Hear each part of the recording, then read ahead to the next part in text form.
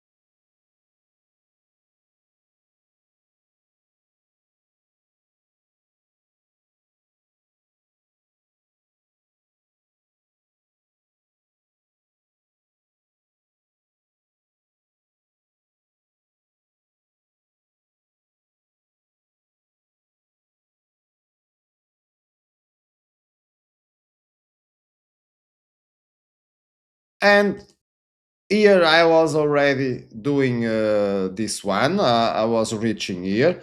And the best continuation for white now, of course, is to go with sacrificing the pawn. So promoting to the queen, forcing the bishop to go to the corner, and then the maneuver that we already saw. We check the king. Of course, the bishop can't block, so the king is forced to go to h7. Now we check it with the rook. Again, the king is forced to go to g8, and now we get this position. So until here, it was easy. Now, another minute for you to find the next move from white.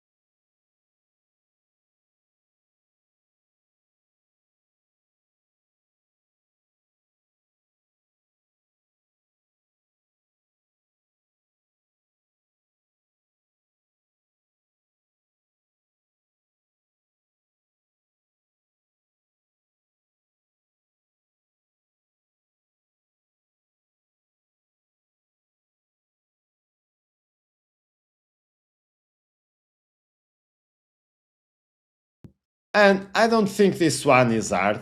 We just advance the pawn h6 with the idea if the pawn now promotes to the queen, we deliver checkmate with our pawn h7 checkmate would be brilliant. Of course, the pawn advancing is more or less easy to find because the other option, going with the rook to a7, doesn't work because black just promotes the pawn to the queen, forcing us to take it, and then the bishop takes and we get the draw that we are already know aware about it. So we advance the pawn and now we are threatening checkmate. Of course, now black only has one option. Can't promote as we saw because otherwise it will be checkmated. So needs to remove the bishop. And it can remove to many places, but let's go with bishop f6, which is the best one for black. Now it's white to play again. Another minute for you to keep continuing with the solution.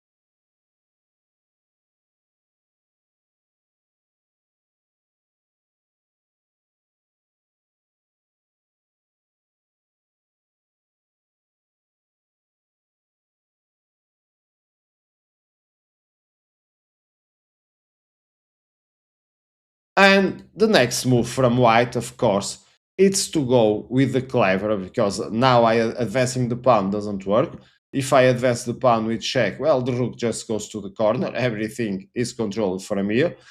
So we need to go with this one, bishop g7. So the idea now is if you promote, and it will happen, of course, we need to find the continuation, which is, I don't think that hard, which is to go with the pawn h7 check, so forcing the king to come to the same rank of our rook, and now we get this discover check, so it's a check attacking the queen and the king goes to g8, and now final moment, I don't think it will be hard, but final moment for you to find the last move before reaching the end of this solution.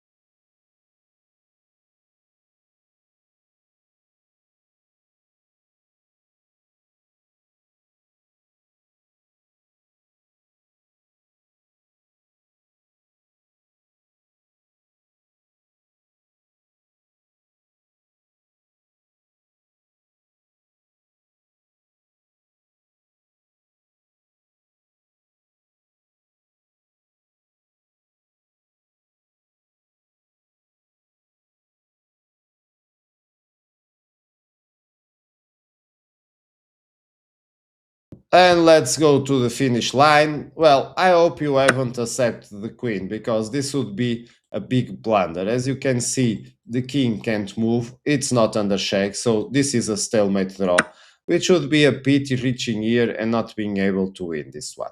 So you need to find the following rook maneuver. You need to check the king, so forcing the king to the corner.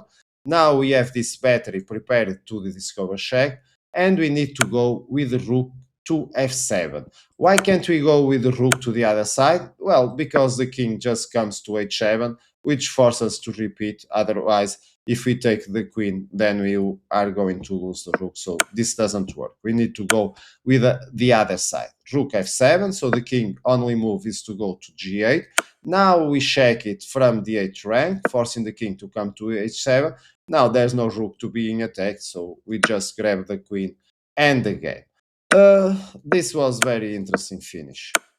Now let me just show you another variation, because when we reach this position where black was under threat of being checkmated in one, we need to retreat the bishop. Let's say, for example, we retreat to another side. This is just going to be easier, but to maneuver it's a bit different. Of course, now we need to move the bishop to g7. Now black promotes to the queen. Now we offer our pawn, so to bring the king to our discover battery check. And now the bishop takes other bishop check. The king moves. Of course, we can take the queen again, otherwise it will be stalemate. So we check it from g7. The king moves again, and now we need to protect our bishop, and we go with rook g2 check. Of course, now it's game over. The queen takes, we take, and then we are going to checkmate the king. So it was easier. That's why I went, and the author also shows